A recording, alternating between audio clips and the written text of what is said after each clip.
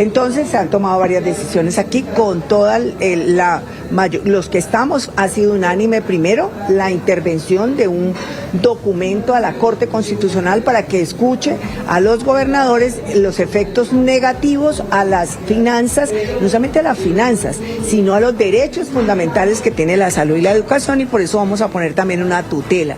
Cada uno de nosotros va a poner una tutela. Y también la federación nos va a dar un documento jurídico para nosotros no aplicar el decreto en cada una de nuestras regiones. Gobernador, ustedes están decididos a no aplicar esa norma que establece los nuevos tributos a los licores. ¿Cómo transcurrió la reunión con los gobernadores y cuál es el próximo paso?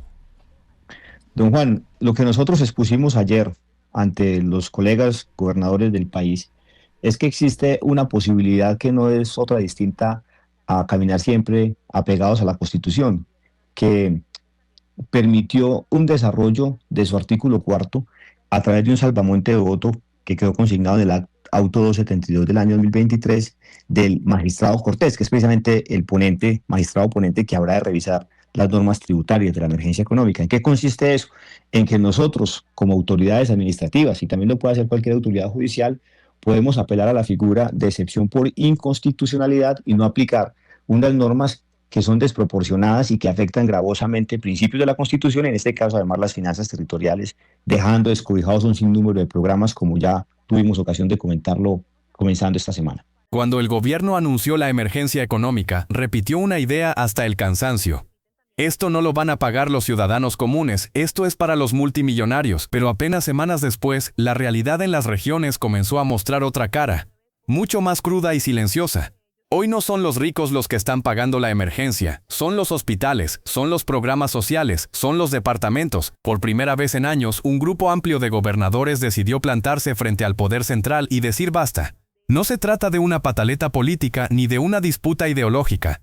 Se trata de números, de caja, de supervivencia institucional. El gobierno nacional ha salido de manera contundente a anunciar que aplicará demandas contra los gobernadores que se nieguen a aplicar en sus departamentos esas normas de la emergencia económica y que incluso van a tener que responder con su propio pecunio. A pesar de las amenazas del gobierno, ¿ustedes se mantienen firmes en la decisión? Bueno, realmente aquí nosotros estamos obligados a obedecer a la Constitución y al marco normativo del país.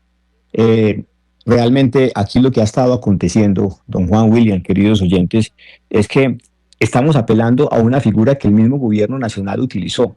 Es una figura que existe en el ordenamiento jurídico colombiano desde hace más de un siglo, pero que ha sido invocada en pocas ocasiones. Así que nosotros no estamos haciendo nada distinto de que es proteger los intereses de unas finanzas territoriales muy averiadas ya, que son las propias de los departamentos. El nuevo esquema tributario impuesto por decreto no solo toca licores y cigarrillos, toca directamente las rentas departamentales, recursos que históricamente han tenido destinación específica, salud, educación y deporte, dinero que no pertenece a la nación, sino a las regiones.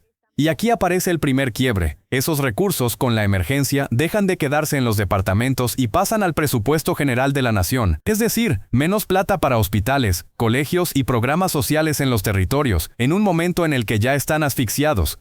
Por eso la reacción fue inmediata. Desde Antioquia, el gobernador Andrés Julián Rendón puso sobre la mesa una figura jurídica que cambió por completo el tablero: la excepción de inconstitucionalidad. Una herramienta que permite a las autoridades no aplicar una norma cuando ésta contradice la Constitución o genera un daño grave e irreversible.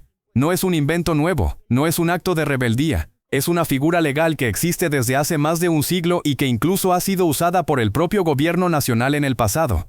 Y estamos apelando, vuelvo y repito, al ordenamiento jurídico y a nuestra Carta Magna.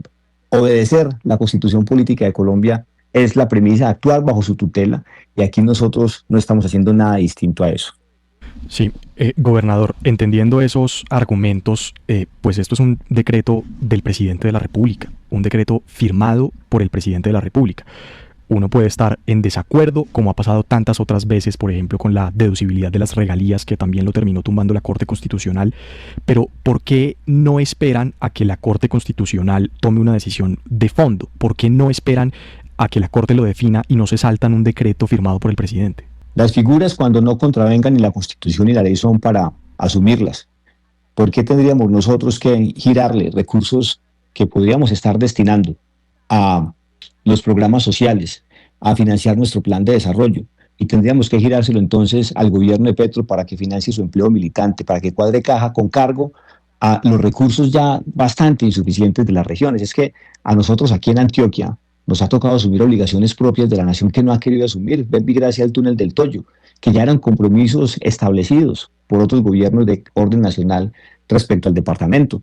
Entonces, precisamente la bondad de esta figura es que permite que nosotros no apliquemos una norma que es desproporcionada, que afecta gravemente los intereses de los departamentos del país, hasta tanto la Corte Constitucional se pronuncie de fondo. El mensaje de los gobernadores es claro. No vamos a girar recursos que hoy sostienen hospitales y programas sociales para que mañana la Corte Constitucional tumbe el decreto y nadie nos devuelva un solo peso. Y mientras el gobierno responde con advertencias, amenazas de demandas y posibles consecuencias penales, en las regiones la preocupación es otra. La gente no está recibiendo atención médica, los hospitales no pueden pagar salarios, y las EPEs intervenidas acumulan deudas multimillonarias. A esto se suma un efecto que pocos quieren reconocer. Subir impuestos de forma desproporcionada no reduce el consumo, lo empuja a la ilegalidad. Más contrabando, más licor adulterado, más rentas criminales, más control territorial de estructuras ilegales. En otras palabras, una medida que se vendió como justicia social puede terminar fortaleciendo exactamente lo contrario, la economía ilegal y la criminalidad. Lo que está ocurriendo hoy es inédito. 17 gobernadores reunidos, la mayoría alineados en una misma decisión, una federación de departamentos actuando como vocera de las regiones, y una pregunta que queda flotando en el aire. ¿Quién responde si esta emergencia termina hundiendo la salud y las finanzas regionales antes de que la Corte decida? En primer lugar, pues lo abordan entre el 23, en la sala del 23 o en la sala del 28. Ese es un tema que se va a abordar por parte de la Corte Constitucional y de la sala plena.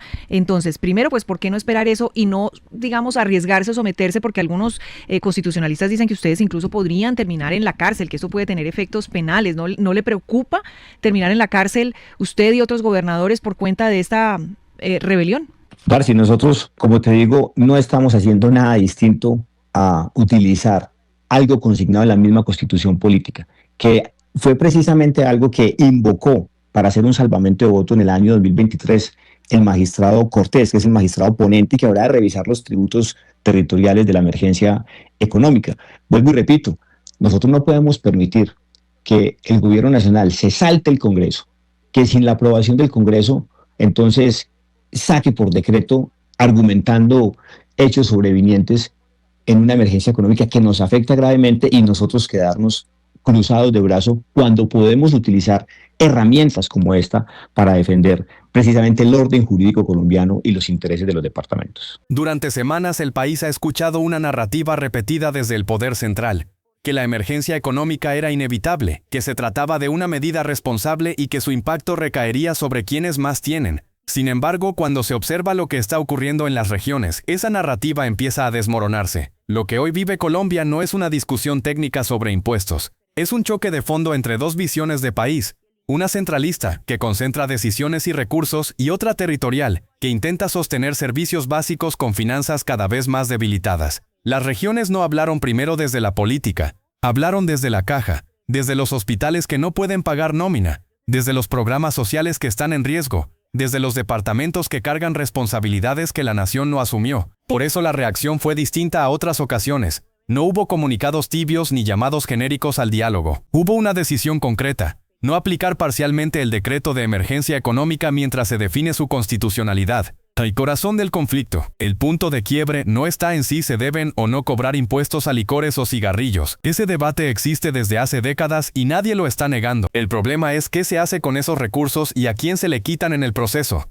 Las rentas derivadas de estos productos han sido históricamente rentas cedidas a los departamentos, con una destinación específica: salud, educación y deporte. No son recursos de libre disposición del gobierno nacional. Si este análisis te aporta claridad, suscríbete al canal. Déjanos tu comentario. ¿Crees que las regiones hicieron lo correcto o el gobierno se excedió? Y si esta información merece llegar a más colombianos, dale like y compártela.